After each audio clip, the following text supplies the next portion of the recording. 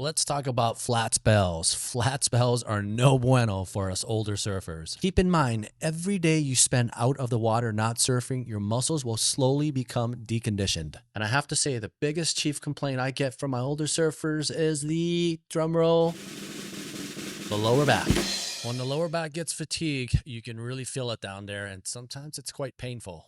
But I found a solution, and it's going to take 5 to 7 minutes out of your day. 4 exercises that are going to recondition your lower back, so when we finally do get surf, we're ready to go.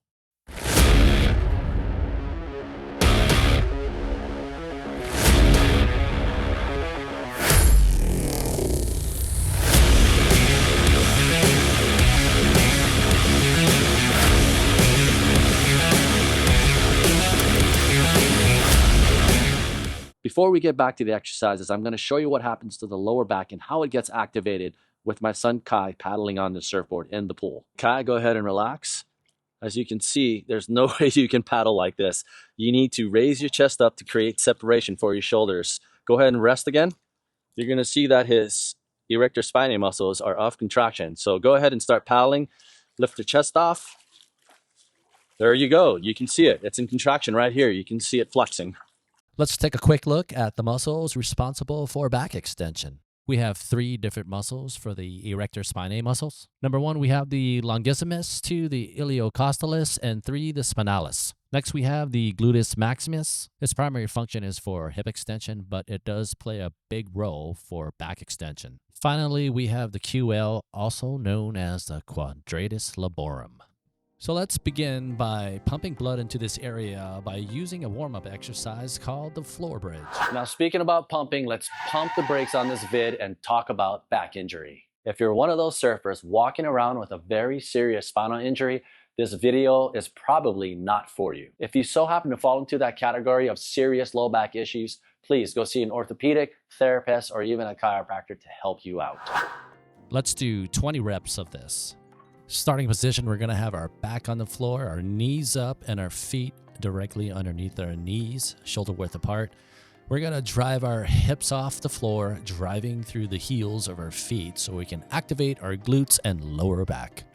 Try not to go too high with the hips. You want to draw a straight line from your knees to your hip joint and to the shoulder joint. Now that we have that area all warmed up, let's get to the meat and potatoes. I'm demonstrating the first exercise, a prone glute extension. And I'm gonna focus on one leg at a time. A prone position means we're just laying on our stomach. Place your hands in front of you, overlapping each other to place the forehead on. By doing this, we get to simulate the chest slightly off the board while we paddle. Be sure to keep that leg straight, and you can do this by squeezing your quads or your thighs. This will lock out your knee. Let's try to do 3 sets of 15 reps here, and then we can move on to the left side. I just want to be clear that you really don't have to lift your foot up that high off the ground. I've been doing this for many years, so I can get that range of motion. Even if you bring your foot off an inch off the floor, that's good enough. Always have that attitude of starting slow, and then you can build up the intensity. Moving on to the second exercise, double leg prone extension. Just like the first exercise, we will be using both legs instead of one, making it more challenging since we'll be handling more body weight.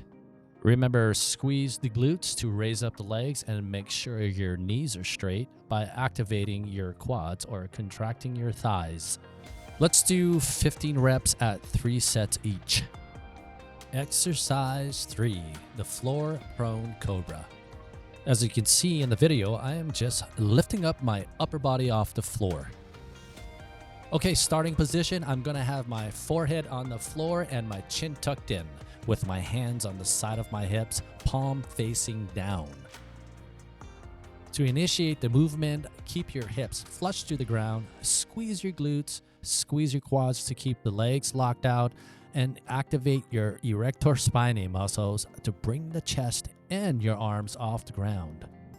Don't forget to keep your chin tucked in. We are only concerned about lower back extension. Let's do 3 sets at 15 reps. Now for the last exercise, we're going to put it all together with hip extension as well as back extension. It's an easy setup. Have your hips flushed up on the floor, squeeze your quads to lock out your knees, and have your hands underneath your forehead. You're going to squeeze your quads to lift the legs off the floor and at the same time contract your erector spinae muscles to bring your upper torso off the ground. Having your hands in the front is an option, but you can keep your hands on the side just like you did in the previous floor prone cobra. Just keep in mind that having the hands in front will add more body weight, making the exercise a lot more difficult. If this exercise feels too challenging or puts too much strain on your lower back, feel free to return to the earlier exercises until you build up your strength. I've also included a simple lower back stretching exercise for you, just in case you want to throw it in between the sets to relieve some lower back pressure. It's a pretty simple stretch. All you need to do is place your hands underneath your knees, grabbing the back of your legs. Pull your knees into the chest and let your tailbone slightly come off the floor. Hold for about 2 seconds, release, and pull back in. In the link down below, we're going to include a way to get the PDF with the pictures, sets, and reps so you guys can get a flow to these back exercises. Thank you for your time, guys. Don't forget to like and subscribe with that little button right there in the corner.